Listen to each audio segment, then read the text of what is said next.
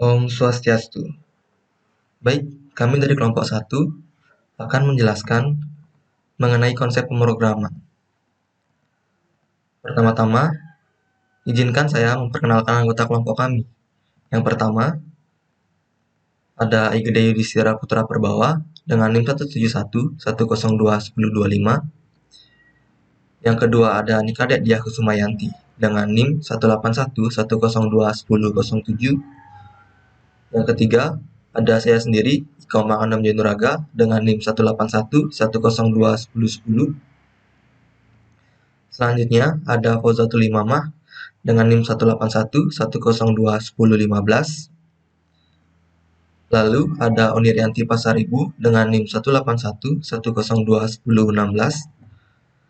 Dan yang terakhir, ada Ricci Riandi Sitanggang dengan NIM 181-102-1026.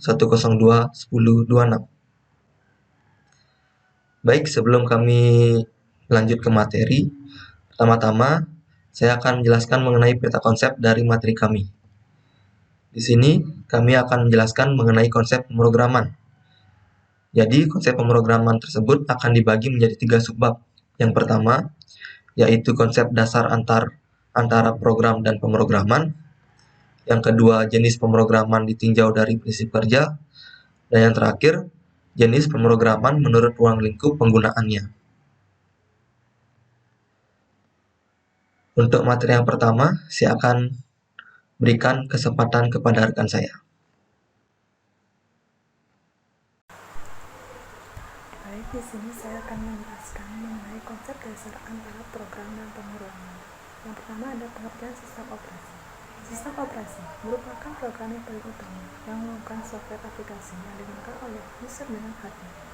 Sistem operasi ini biasanya diartikan secara umum yaitu pengelolaan seluruh sumber daya yang terdapat pada sistem komputer dan menyediakan sekumpulan layanan atau sistem yang sering disebut tools atau utility berupa aplikasi pemakaian sehingga memudahkan dan menyamankan pengguna ketika memanfaatkan sumber daya sistem komputer tersebut. Selanjutnya ada jenis-jenis sistem operasi. Berdasarkan jumlah pengguna dan program yang dijalankan, yang pertama ada single user dan single tasking. Single user dan single tasking ini salah satu komputer hanya bisa digunakan oleh satu user dan hanya bisa menjalankan satu program di satu waktu. Yang kedua ada multi user dan single tasking. Artinya, satu komputer dapat digunakan oleh banyak user, namun tiap user hanya bisa menjalankan satu program atau aplikasi di satu waktu. Yang ketiga, ada single user dan multitasking. Artinya, satu komputer dipakai oleh satu user dan dapat menjalankan banyak program di satu waktu. Yang keempat, ada multi-user dan multitasking. Artinya, satu komputer bisa dipakai bersama oleh banyak user yang dapat menjalankan banyak program di satu waktu. Selanjutnya, ada jenis sistem operasi. Berdasarkan hardware komputer yang digunakan, yang pertama ada komputer PC atau desktop dan laptop. Yang kedua, perangkat lunak open source. Yang ketiga, perangkat lunak public domain. Yang keempat, perangkat lunak copyleft. Yang kelima, perangkat lunak bebas non-copyleft. Yang keenam, perangkat lunak GPL coupled. Yang ketujuh, perangkat lunak GNU perangkat. Yang kedelapan, perangkat lunak semi bebas. Yang kesembilan ada perangkat lunak berpemilik. Yang 10 freeware. Yang 11 server. Yang ke-12 perangkat lunak komersial. Sekian presentasi dari saya. Terima kasih.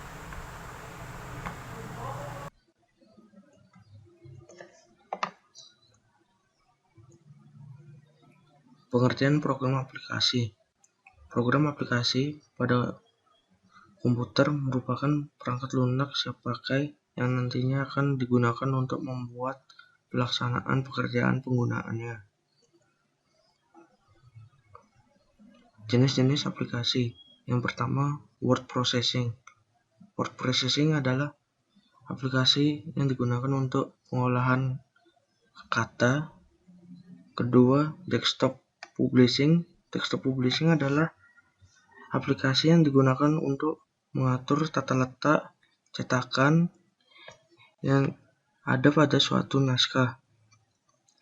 Ketiga, program spreadsheet.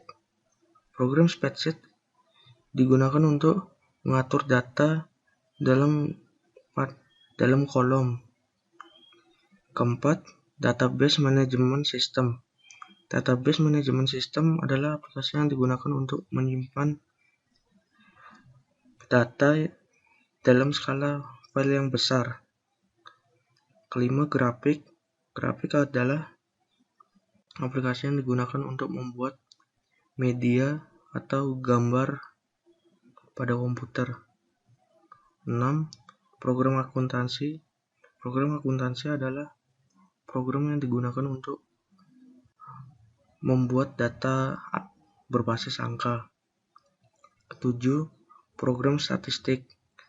Program statistik adalah program yang digunakan untuk melakukan penelitian yang berhubungan dengan analisis statistik.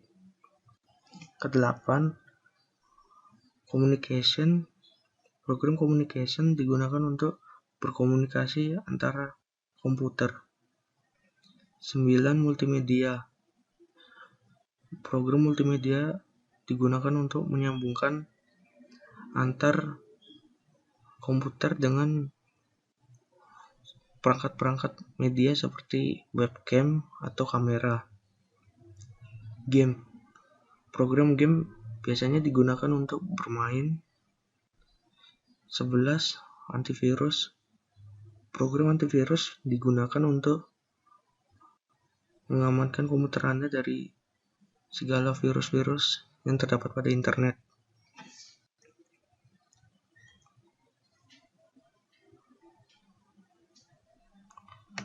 Pengertian program utility.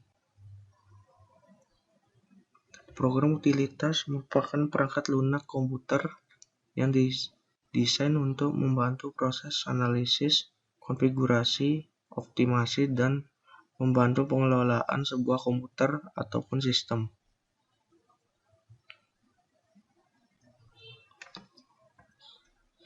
Jenis-jenis program utility. Yang pertama adalah program backup dan restore. Program backup dan restore digunakan untuk menduplikat arsip agar filenya tidak ikut terhapus saat menginstal ulang atau menghapus data-data yang ada pada komputer. Program pemulihan data. Program pemulihan data ini tidak ada bedanya dengan backup dan restore. Digunakan untuk mengembalikan data yang sudah rusak ataupun terhapus. Program kompresi data. Program kompresi data digunakan untuk menyatukan sebuah file dalam satu arsip. Program partisi. Program partisi digunakan untuk mempartisi dalam hard disk. Kedelapan, program utilitas burning disk. Program utilitas ini digunakan untuk membuat atau memburn sebuah piringan DVD. Kesembilan, program utilitas duplikat file. Program utilitas duplikat file digunakan untuk menduplikat sebuah file dalam hard disk. Baik, di sini saya akan melanjutkan materi dari teman saya, konsep dasar antara program dan pemrograman. Yang pertama, bahasa mesin atau machine language. Bahasa pemrograman yang hanya dapat dimengerti oleh mesin komputer yang di dalamnya terdapat Central Processing Unit atau CPU yang hanya mengenal dua keadaan yang berlawanan, yaitu A. Bila terjadi kontak atau ada arus bernilai 1, B. Bila tidak terjadi kontak, arus bernilai 0. Yang kedua, bahasa tingkat rendah atau low level language. Karena banyak keterbatasan yang dimiliki bahasa mesin, maka dibuatlah simbol yang mudah diingat yang disebut dengan mnemonik atau pembantu untuk mengingat, seperti gambar di samping. Yang ketiga, ada bahasa tingkat menengah atau middle level language. Bahasa pemrograman yang menggunakan aturan-aturan gramatikal dalam penulisan pernyataannya mudah untuk dipahami dan memiliki instruksi-instruksi tertentu yang dapat langsung diakses oleh komputer, seperti gambar di samping. Dan yang keempat ada bahasa tingkat tinggi atau high level language. Bahasa pemrograman yang dalam penulisan pernyataannya mudah dipahami secara langsung, seperti gambar di samping. Sekian materi dari saya, terima kasih. Jenis pemrograman ditinjau dari prinsip kerja. Yang pertama, pemrograman terstruktur, di mana pemrograman terstruktur adalah suatu proses untuk mengimplementasikan urutan langkah untuk menyelesaikan suatu masalah dalam bentuk program. Setelah itu, jenis pemrograman ditinjau dari prinsip kerja atau OOP, Object Oriented Programming. OOP yang dimana Object Oriented Programming adalah sebuah istilah yang diberikan kepada bahasa pemrograman yang menggunakan teknik berorientasi atau berbasis pada sebuah objek dalam pembangunan program aplikasi, di mana OOP ada 4 objek. Yang pertama kelas, di mana di dalam kelas ada human. Berikutnya objek yang kedua ada name, yang ketiga properties, ada email dan address. Yang keempat, methods yang diartikan metode, verify, dan send email. Selanjutnya, jenis pemrograman ditinjau dari prinsip kerja atau perbedaan pemrograman terstruktur dan OOP. Yang pertama, pemrograman terstruktur memproses data yang terstruktur dalam analisa, cara, dan penulisan pemrograman. Sedangkan di OOP berorientasi pada objek. Yang kedua, antara lain pemrograman suatu dengan lain-lainnya berhubungan. Di OOP sendiri, kondisi, kode, atau lain pemrogramannya merupakan sebuah kesatuan modular. Yang ketiga, terdiri dari pemecahan masalah yang besar menjadi masalah yang lebih kecil dan seterusnya. Sedangkan di OOP sendiri terdiri dari pengelompokan kode. Yang keempat, tidak terdapat kelas dan objek, sedangkan di OOP terdapat kelas dan objek. Yang kelima, pemrograman lebih sederhana, sedangkan di OOP pemrograman lebih kompleks.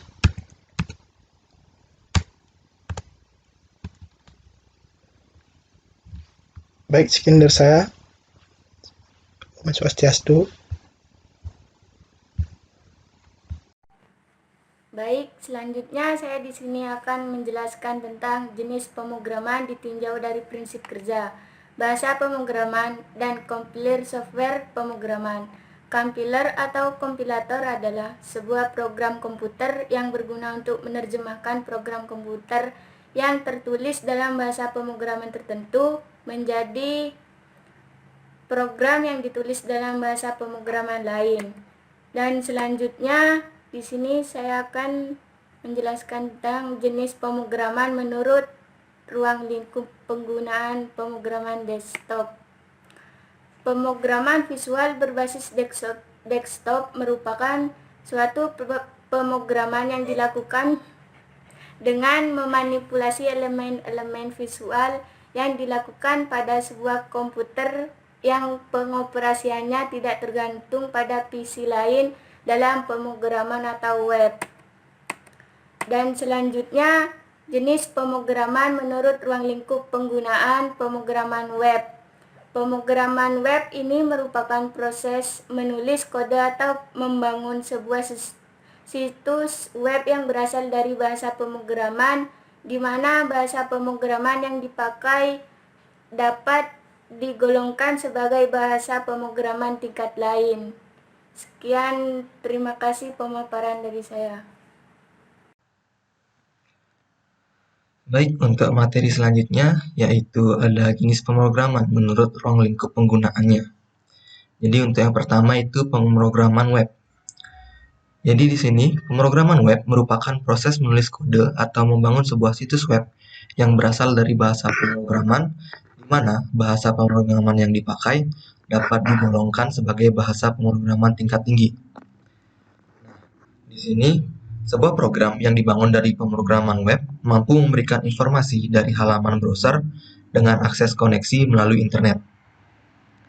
Salah satu contohnya, ketika Anda berselancar di internet dan mencari suatu informasi dan dan Anda membuka suatu situs di mana situs tersebut adalah sebuah halaman website atau blog yang menampilkan informasi dalam bentuk grafis. Website atau blog tersebut dibuat dari bahasa pemrograman web. Yang selanjutnya ada perbedaan pemrograman desktop dan web. Di sini tentu saja ada perbedaan dalam pemrograman desktop dan pemrograman web. Yang pertama, di pemrograman desktop, Anda tidak perlu online dalam menjalankannya karena dalam pemrograman desktop, Anda akan memerlukan sebuah aplikasi untuk menjalankannya.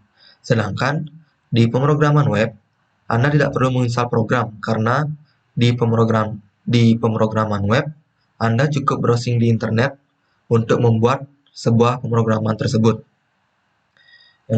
Yang kedua, di pemrograman desktop, Anda harus menginstal programnya.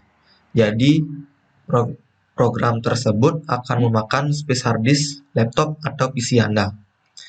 Di pemrograman web sendiri, karena penggunaannya online, jadi Anda memerlukan koneksi yang bagus dan menghabiskan paket internet.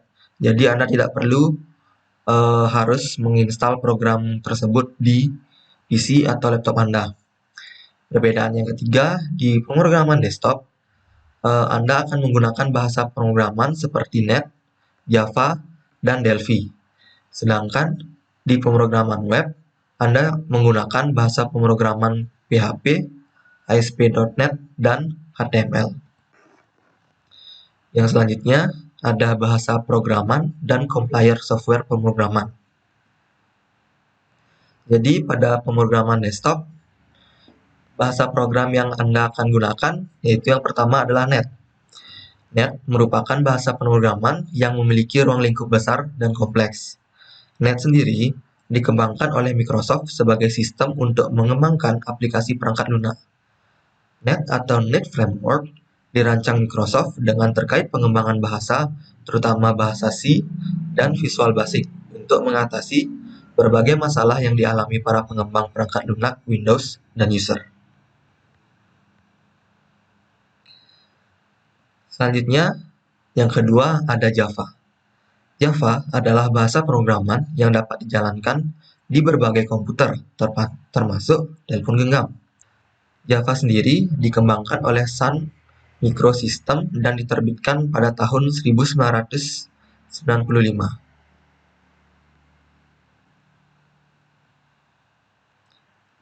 Yang ketiga, ada Delphi. Delphi adalah sebuah perangkat lunak atau bahasa pemrograman untuk membuat program atau aplikasi komputer berbasis Windows.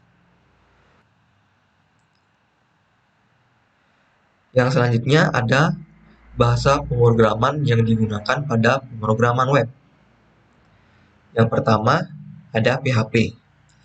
PHP adalah bahasa pemrograman yang memungkinkan para web developer untuk membuat aplikasi web yang dinamis dan cepat.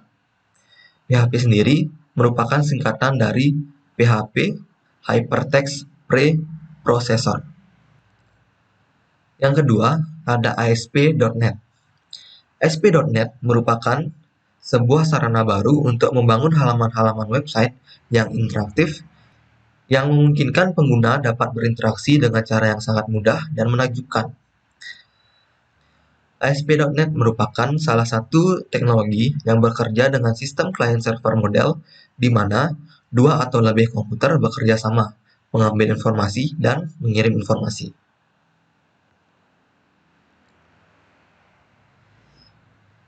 Dan yang ketiga ada HTML. HTML adalah semacam bahasa perkodean, bukan sebagai bahasa pemrograman. HTML atau Hypertext Markup Language merupakan bahasa penformatan untuk membuat halaman yang dapat di-link atau bahasa yang digunakan membuat halaman web. Dokumen HTML disebut markup language karena berisi tanda tanda atau tag tertentu yang digunakan untuk menentukan tampilan suatu teks dan tingkat kepentingan dari teks tersebut dalam suatu dokumen. Baik, sekian presentasi dari kelompok kami. Apabila ada salah kata dan ucapan, kami ucapkan mohon maaf yang sebesar-besarnya. Kami tutup dengan para mesanti. Om Santi Santi Santi